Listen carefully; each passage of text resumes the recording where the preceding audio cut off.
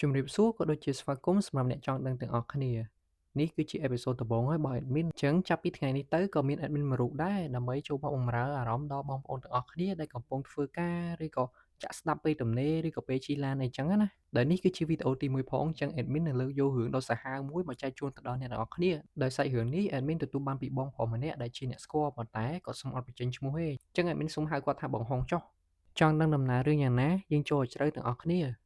បងហុងគាត់ជាអ្នករស់នៅភ្នំពេញទេប៉ុន្តែស្រុកកំណើតរបស់គាត់នៅខាងជាដែនហើយជាដែនខាងណាក៏គាត់មិនបានបញ្ជាក់ប្រាប់ដែរឥឡូវយើងបកត្រឡប់ទៅក្រោយទាំងអស់គ្នាដោយសារតែពេលដែលគាត់ជួបរឿងរ៉ាវទាំងអស់ហ្នឹងគាត់ទៅតែមានអាយុ16ឆ្នាំប៉ុណ្ណោះហើយនៅពេលនោះគាត់ក៏បានឈប់រៀនហើយដើម្បីមកជួយការងារជាមួយឪពុកគាត់ហើយការងារឪពុកគាត់គឺជាអ្នកចំការប៉ុន្តែមិនមែនចំការរបស់ខ្លួនឯងទេគឺដើរស៊ីឈ្នួលជាមួយឪពុកគាត់អីចឹងទៅភ្លេចប្រាប់អ្នកនរគ្នាថាគ្រួសារគាត់មានសមាជិក4នាក់គឺពុក ម៉ែគាត់ជាបងប្រុសនិងប្អូនស្រីអាយុ8ឆ្នាំហើយអ្នកដែលចេញទៅធ្វើការគឺមានតែគាត់ជាមួយឪពុកគាត់ប៉ុណ្ណោះរីឯម៉ែនិងប្អូនស្រីគឺនៅផ្ទះបកត្រឡប់មកសាច់រឿងយើងវិញពេលនោះគឺដល់ខែប្រមូលផលដំឡូងគាត់ជាមួយឪពុកគាត់ក៏បានទៅស៊ីឈ្នួលដកដំឡូងរបស់គេអីចឹងទៅហើយទៅហ្នឹងគឺទៅជាមួយកម្មករផ្សេងៗទៀតមានអ្នកខ្លះស្គាល់ហើយអ្នកខ្លះទៀតក៏មិនស្គាល់ហើយពួកគាត់បានចេញទៅតាំងពីព្រឹកព្រោះផ្លូវដែលចូលទៅចំការដែលគាត់ធ្វើការហ្នឹងគឺនៅរាងជ្រៅដែលធ្វើការជិះកាត់ចំការរបស់អ្នកផ្សេងជាច្រើនទៀតរាំទៅដល់ចំការហ្នឹងហើយទិដ្ឋភាពនៅតាមដងផ្លូវគឺជិះកាត់ចំការស្វាយចំការដំឡូងចំការពោតចំការចន្ទទីរបស់គេជាច្រើនហើយទេសភាពតាមផ្លូវគឺជា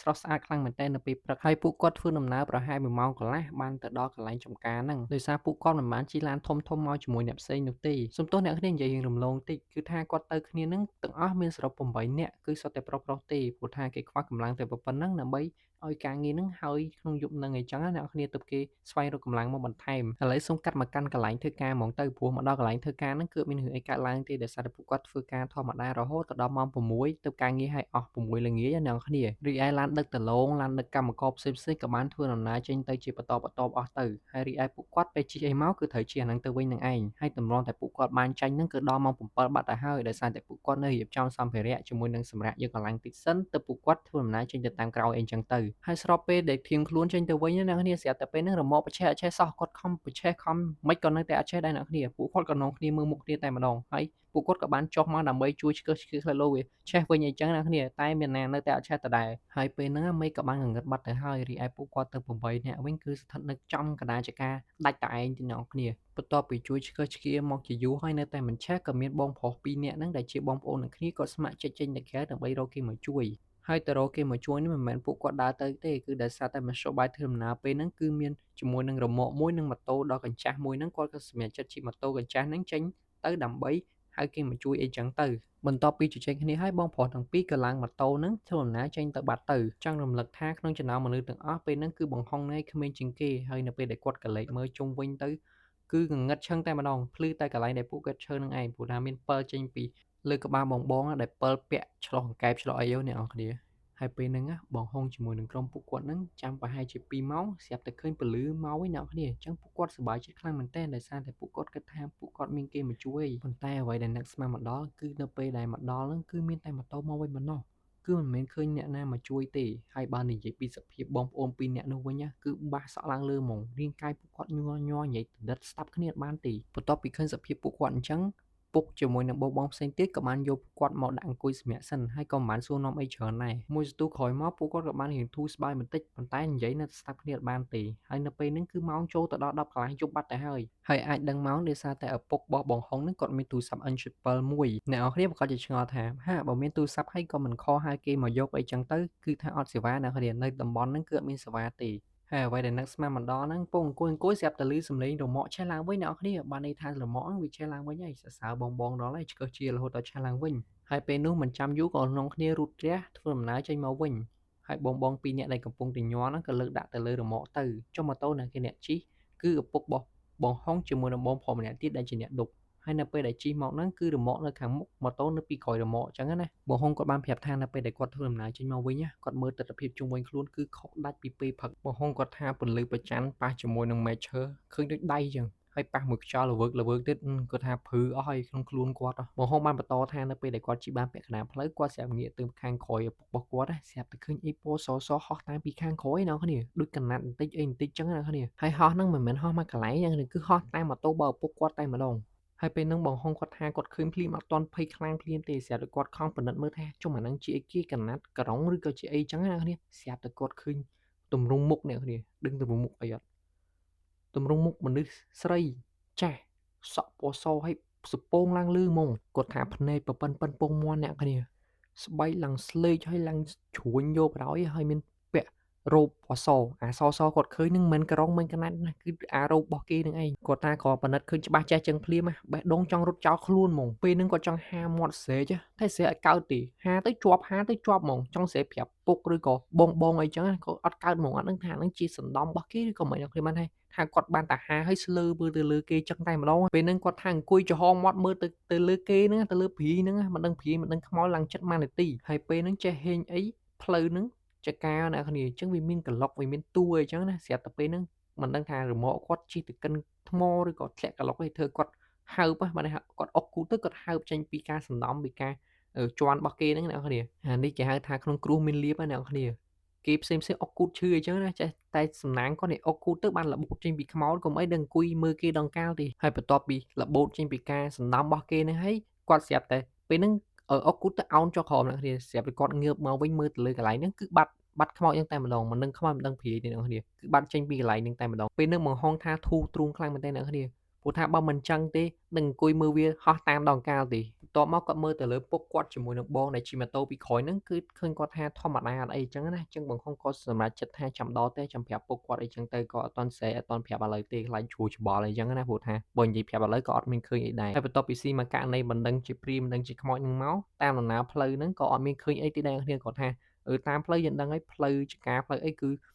ឺវាព្រីខ្នងព្រីអីគាត់ថាបើឃើញស្រស់ដូចអាមុនហ្នឹងគឺអត់ឃើញទេបន្ទាប់ពីហ្នឹងមកក៏អត់មានអីទៀតដែរគាត់ធ្វើដំណើររហូតចេញមកដល់ខាងក្រៅវិញអញ្ចឹងណាដល់កន្លែងបំបែកគ្នាទៅផ្ទះរៀងខ្លួនហើយគាត់ក៏ទៅផ្ទះមួយឪពុកគាត់ទៅហើយក៏មានអ្នកផ្សេងហ្នឹងជួយជូនបងដែលញ័រ2នាក់បងប្អូនហ្នឹងទៅផ្ទះផងដែរហើយសម្រាប់អ្នកផ្សេងដែលជិះលើកង់3ហ្នឹងគឺបានឃើញអីអត់តាមផ្លូវហ្នឹងក៏គាត់អត់បានដឹងដែរអញ្ចឹងណាអ្នកគ្នាបន្ទាប់មកយើងក៏កាត់ដល់ស្អែកឡ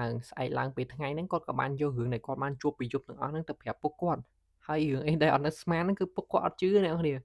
ាគាត់ថាដោយសារតែបង្ហុងហត់ពេកស្រវាំងភ្នែកតែដឹងអីចឹងណាគ្នាហើយដល់ពេលប្រកែកជាមួយពុកគាត់ឈ្នះគាត់ថាអញ្ចឹងក៏ចឹងទៅក៏បដ ாய் តាមហ្នឹងចឹងណាគ្នាមិនដឹងជាប្រកែកមិនមកគាត់ប្រាប់ហើយពុកគាត់អត់ជឿចឹងណាគ្នាហើយបើនិយាយពីបង2នាក់នោះវិញទៅដល់ផ្ទះដេកញ័រមកណាគ្នាដេកញ័រហើយសក់ជ្រូចង់អស់រហូតដល់គ្រួសារគាត់យកទៅស្រោចទឹកឡើង2ថ្ងៃបានសភាពគាត់គ្រាន់បើឡើងវិញអ្នកគ្នាអាចនិយាយបានខ្លះអីចឹងណាហើយពេលហ្នឹងមានគេមកសួរនាំគាត់ច្រើនខ្លាំងមែនទែនគាត់ឆ្ងល់ថាហេតុអីបានគាត់ទៅជាអញ្ចឹងហើយអ្នកដែលនៅក្នុងហេតុការណ៍ហ្នឹងគាត់សួរថាពេលហ្នឹងជិះទៅហើយមិនក៏ជិះមកវិញតែ2នាក់អីចឹងណាគ្នាហើយគាត់ក៏បានបកស្រាយអញ្ចឹងណាហើយគាត់ក៏បានរៀបរាប់ថានៅពេលដែលគាត់បានចេញទៅនឹងដំបងតាមផ្លូវគឺធម្មតាទេអត់មានអីទេស្រាប់តែជិះបានប្រហែល10នាទីដល់ពាក់កណ្ដាលផ្លូវចកាស្វាយស្រាប់តែគាត់បានឃើញស្រមោលស្អីគេប្លង់នៅពីមុខសប្រហែលពីមុខគាត់ហ្នឹងប្រហែលជាតែ20ម៉ែត្រនៅខាងមុខចឹងណាគ្នាហើយបងមួយដែលជាអ្នកបើកម៉ូតូគាត់ជិះបដាគាត់យកដៃញីភ្នែកបដាថាជុំស្អីគេហ្នឹងហើយគាត់ក៏បានកេះបងដែលនៅខាងក្រោយដែលជាប្អូនគាត់ហ្នឹងឲ្យជួយមើលថាឃើញដូចគ្នាអត់ហើយនៅពេលហ្នឹងបងនៅខាងក្រោយគាត់ថាឃើញដូចគ្នាចឹងនៅពេលដែលគាត់ជិះទៅអាពន្លឺដែលជះចេញពីម៉ូតូគាត់បន្តិចហ្នឹងគាត់មើលពីចម្ងាយទៅគឺឃើញដូចរូបរាងមនុស្សចាស់យាយចាស់ម្នាក់ហ្នឹងគ្នារូបរាងស្គមហើយលើកដៃយឺតបក់ហើយគាត់ឈប់ហើយគាត់ឃើញរូបរាងបែបហ្នឹងមិនមែនគាត់ទៅដល់ចិត្តហ្នឹងគ្នាគឺគាត់មើលឃើញពីចម្ងាយទៅគាត់មើលរូបរាងទៅប្រហែលជាអញ្ចឹងណាហើយនៅពេលដែលគាត់ជិះកាន់តែចិត្តទៅសល់5ម៉ែត្រទៅដល់កន្លែងហ្នឹងគាត់មិនមែនឃើញមនុស្សមិនមែនឃើញយាយចាស់ទេអ្នកនេះគាត់ឃើញអត់ឃើញដើមស្វាយអាមេឃស្វាយលៀនចេញមកក្រៅហើយអត់មានស្លឹកទេហើយវាយកចុះយកឡើងតាមកម្លាំងខ្យល់បន្តិចហ្នឹងគឺដូចលើកដៃបក់ដៃចឹងណាគ្នាហើយអីដែលគាត់ថាសណាគ្នាដឹងអីអត់វាគ្រាន់ជាបាវជាក្រុងជីថ្នាំគេបាញ់ដើមឈើឬក៏ដើមស្វាយអីចឹងណាគ្នាបន្ទាប់ពីគាត់បានជិះផុតដើមស្វាយហើយក្រុងមកគាត់ថាធូរទ្រូងខ្លាំងមែនតើដោយសារមើលពីចម្ងាយដូចចឹងណាគ្នាហើយអ្នកគ្នាប្រកាសឆ្ងល់ថាចុំគ្រាន់តែប៉ុណ្្នឹងសោះមិនក៏គាត់ជិះមកវិញបាសសក់បាក់អីចឹងណាអ្នកគ្នាកុំទាន់អ្នកគ្នាស្ដាប់បន្តទៅទៀតហើយបន្ទាប់ពីជិះទៅមុខបានបន្តិចបងប្រុសដែលជិះពីក្រោយអ្នកគ្នាដែលជាប្អូនហ្នឹងគាត់ស្រាប់តែមានអារម្មណ៍ថាត្រជាក់នៅកកចឹងនៅពេលដែលយើងមានអារម្មណ៍ចឹងយើងក៏ចេះតែងាកមើលចឹងលេងគាត់បែរទៅអ្នកគ្នាឃើញមុខយាយចាស់ម្នាក់ស្បែកជ្រួញសក់បាសឡើងលើអាសក់សគាត់បាសឡើងលើហើយភ្នែកលៀនប៉ិនពងមាន់អើយហើយរោមពណ៌សអ្នកគ្នាគាត់ថាមើលឃើញដូចយាយនឹងមានតែម៉ាកណាត់លើអ្នកគ្នាបានថាមានតែពីចកេះឡើងលើអត់មានម៉ាកណាត់ក្រោមទេហើយភ្នែកគាត់នឹងអាពេលហោះតាមលេខធ្លាក់មកគ្រាប់ទៀតនិយាយពីថាហើយ អីដែលត្រជាក់កគឺណាត់និយាយហ្នឹងឯងជួមមកលិតកគាត់ថាឡើងបាសបលគាត់ស្រែកយកតែម្ដងហើយបងគាត់ឮគាត់ស្រែកក៏បែរទៅសួរកើតអីចឹងណាហើយបងគាត់បែរទៅមិនបាត់ណាអ្នកនរគ្នាឃើញដូចគ្នាចឹងមានណាគាត់អឹបលេខហោះទៅប្រយអ្នកនរគ្នាមួយកអ្នកនរគ្នាពីរនាក់បងប្អូនកណ្ដាលចកាស្វាយស្រែកផងយំផងមួម៉ូតូផងនិយាយថាអារម្មណ៍ពេលហ្នឹងដឹងពីពណ៌នាយ៉ាងណាបានគាត់មកវិញបាសសក់ញ័រញាក់ចឹងអ្នកនរគ្នាមិនដឹងថាយ៉ាងម៉េចណាពេលហ្នឹងគាត់ស៊ុតម៉ូតូបានទៅតែមួយផ្លែតស្រាប់តែឃើញអីនៅខាងមុខវិញអ្នកគ្នាដឹងអ្នកគ្នាឃើញដឹងឃើញអីអត់គឺឃើញយាយចាស់ហ្នឹងណាមិនឈរទេគឺវាពីមុខហ្នឹងមករកពួកគាត់វិញខ្ទង់ប្រហែល10ម៉ែត្រគាត់ឃើញចឹងក៏ងាកទៅក្រោយក៏បាត់យាយចាស់ហ្នឹងហើយព្រោះយាយចាស់ហ្នឹងមកឈរពីមុខវិញច្រឡំឈរគឺមកវាពីមុខមកវិញមកចង់វាដេញគាត់មកវិញអ្នកគ្នាចឹងគាត់ឃើញចឹងភ្លាមចាក់ប្រាំងអឹបលេខទាញក្បាលម៉ូតូបកទៅវិញ100អាហ្នឹងជាមូលហេតុដែលគាត់បកទៅក្រោយវិញអ្នកគ្នាដោយសារតែវាមកកាក់ពីមុខចឹងវាលេងក្បាច់ហ្នឹងហើយយើងរត់ទៅណាយើងចង់ទៅមុខឥឡូវវាមកកាក់នៅមុខឯងហើយវាមិនមកឈរអ្នកគ្នាវាមកហើយមានតែមកកណាត់លើឡើងលើទេមានតែមកកណាត់ឡើងលើទៀតនិយាយថាគឺគាត់នោះមួពីអ្នកបងប្អូននឹងអោបប្អូនក៏អោបហើយបងក៏ស៊ុតម៉ូតូស៊ុតគាត់មកវិញហើយមកតាមផ្លូវហ្នឹងមិនមែនវាប្រឡែងទេអ្នកគ្នាវាឈប់ហោះតាមវាហោះតាមហ្នឹងគាត់ថាវាហោះម្ដងវាម្ដងទៅអង្គុយដើមឈើឆ្វេងម្ដងទៅអង្គុយដើមឈើស្ដាំហើយមិនមើលទម្រង់មុខវាទេអ្នកគ្នាអត់ដឹងពីពណ៌នាថាមិនអស់គ្នាធ្លាក់អស់ហើយអានៅលើមុខធ្លាក់អស់លីងអ្នកគ្នាអើយហើយបន្ទាប់ពីវាអង្គុយចុះអង្គុយឡើងហើយក៏វាហោះតាមបន្តិចតោម៉ូតូបន្តិចអីបន្តិចចឹងណារហូតតែផុតចកាស្វាយនឹងចូលចកាដលងចកាពោតអីគេទៅក៏លេងឃើញទៅលើខ្មោចនឹងហោះតាមអានឹងតាមបងប្អូនគាត់ប្រាប់ចឹងអ្នកគ្នាខ្ញុំនិយាយម្លងកន្លែងមួយយើងអស់ស្នាចដែរគាត់ថាពេលគាត់បកក្បាលមកហ្នឹងមុនដំបូងវាមិនវាតាមទេដល់ហើយវាយឺតពេកវាក៏ងើបមកហោះតាមទៀតបើថាវាអត់តាន់ម៉ូតូគាត់សុទ្ធចេញមកវិញវាហោះតាមវិញចឹងអ្នកគ្នាហើយគាត់ជីផុតហើយបានមកជួប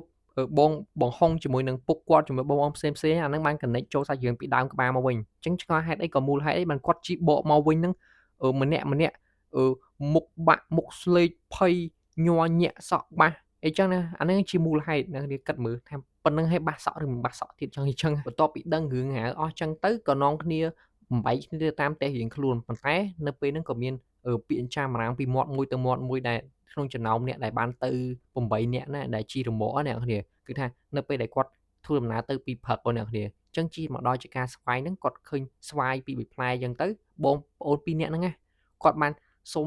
បើថាប្រាប់គ្នាចាំបន្តិចគាត់ចុះតែបេះស្វាយអញ្ចឹងនៅពេលដែលគាត់បេះណាគាត់អត់មានសុំទេអ្នកគ្នាគាត់ទៅដល់បេះយកហើយមានគេប្រាប់ថាស្រែកសុំគេផងអីចឹងណាអាហ្នឹងរបស់គេបានថាយើងត្រឡប់ទៅណាបើចង់បានរបស់គេយើងស្រែកសុំទៅទោះអត់មានម្ចាស់អីចឹងណាហើយគាត់អត់ស្រែកសុំហើយគាត់ឌឺគេទៀតមកថាវាមិនគាត់ថាវាមិនខ្មេះឬក៏អីចឹងណាគ្នាហើយប្អូនគាត់សាហាវហ្មងដឹងមែនអ្នកគ្នាប្អូនគាត់ទំនោរដាក់ដើមស្វាយគេអានេះខ្ញុំដឹងហើយមូលហេតុប្រហែលជាអញ្ចឹងនេះបានថាមកពីគាត់ទាំងពីរដែរណាគ្នាមួយទៅយកស្វាយគេអត់សុំមួយទីទំនោរដាក់ដើមស្វាយគេឥឡូវបើសិនជាយើងខឹងអត់ខឹងដូចគ្នាចឹងថាអានឹងអាចថាជាមូលហេតុមួយប៉ុន្តែយើងអត់ច្បាស់ថាវាមកពីអានឹងហ្មងអត់ទេព្រោះថាគ្រាន់ជាពាក្យចាមអារ៉ាស់មិនអញ្ចឹងណាអ្នកគ្នាហើយអ្នកគ្នាប្រកាសជាឆ្ងល់ថាហើយបងហុងទៅដឹងតាមណាគាត់ដឹងតាមពុកគាត់មកប្រាប់ដោយសារតែពេលដែលបងទាំងពីរហ្នឹងគាត់បកស្រាយហ្នឹងពុកគាត់ក៏បានទៅស្ដាប់ទៅអីនៅនឹងដែរអញ្ចឹងបន្ទាប់ពីពុកគាត់ដឹងរឿងទាំងអស់ហ្នឹងក៏បានយកមកប្រាប់បងហុងហើយបងហុងក៏យកមកប្រាប់ខ្ញុំតអញ្ចឹងដើម្បីឲ្យដឹងថាសាច់រឿងវាមិនវាមិនមែនមានតែហេតុអត់មានផលរបៀបអញ្ចឹងណាអ្នកគ្នាអញ្ចឹងយើងអាចដឹងហើយថាហេតុអីបានខ្មោចលងបងប្អូន2នាក់ហ្នឹងប៉ុន្តែហេតុអីក៏ខ្មោចនឹងមកហោះតាមគាត់ដែរហោះតាមពុកគាត់ពីក្រោយហើយមកចង់ធ្វើស៊ីគាត់ឲ្យគាត់កាំងឲ្យគាត់ស្គប់អាហ្នឹងក៏ជាចម្ងល់គាត់មកដល់ឥឡូវដែរថាគាត់អត់មានបានធ្វើអីហងមិនមកធ្វើអញ្ចឹងចង្ការវាលង2 free 1អីចឹងណាគ្នានិយាយលេងណាអូខេអញ្ចឹងសាច់រឿងយើងមានតែប៉ុណ្្នឹងទេហើយភ្លេចនិយាយទៀតនៅពេលដែលពុកគាត់បានស្ដាប់បងប្អូន2នាក់ហ្នឹងប្រាប់ថាមិនថាមានខ្មោចលងមែនតើហើយបានពុកគាត់ជឿគាត់មុនហ្នឹងគាត់មិនប្រាប់ថាមានខ្មោចលងគាត់នៅជាការស្វាយប៉ុន្តែពុកគាត់ជឿថាគាត់ស្វាងភ្នែកអស់កន្លែងអញ្ចឹងណាអញ្ចឹងបន្ទាប់ពីហ្នឹងមកពុកគាត់ក៏នាំគ្រួសាររបស់គាត់ទាំងអស់ហ្នឹងទៅធ្វើអីទៅស្រោចទឹកនឹងវត្តទាំងអស់គ្នាតែម្ដងអាចថាទៅជំរះសោចលើករាសីអីចឹងណាគ្នាដើម្បីដេញឧបទ្រពចង្រៃអីចឹងទៅហើយបន្ទាប់ពីបងហុងស៊ីមកករណីហ្នឹងមកផ្លូវហ្នឹងក៏គាត់លេងហ៊ានទៅហើយចកាហ្នឹងក៏គាត់លេងហ៊ានទៅដែរអញ្ចឹងគាត់ក៏សម្រេចចិត្តថាសុំពុកម៉ែគាត់ឡើងមករកការងារធ្វើនៅភ្នំពេញចឹងណាគ្នារហូតមកដល់ជួបញោមជួបអីចឹងទៅហើយបច្ចុប្បន្នគាត់ ផ្ទះគាត់នៅពេញទេហើយក៏គាត់ធ្វើការនៅពេញដែរអូខេអ្នកនាងអញ្ចឹងសាច់រឿងក្នុងអេពីសូតទី1ភាគទី1ហ្នឹងមានតែប៉ុណ្្នឹងទេមិនដែរអ្នកនាងចាំជួយបញ្ចេញមតិយោបល់នៅខាងក្រោមផងបើសិនជាមានកន្លែងណាចង់ឲ្យខ្ញុំកែតម្រូវចំណុចខ្វះខាតអីកន្លែងណាខ្ញុំទទួលយកទាំងអស់ព្រោះនេះគឺជាវីដេអូដំបូងដែលខ្ញុំនិយាយរបៀប podcast អញ្ចឹងខ្ញុំដឹងថាខ្ញុំអាចនឹងមានចន្លោះខ្វះខាតច្រើនអញ្ចឹងសម្រាប់បងប្អូនដែលចូលចិត្តកុំភ្លេច subscribe like ផងទៅបើមានមតិ comment អាច comment នៅខាងក្រោមពីខ្ញុំ admin ចង់ដឹងជម្រាបលា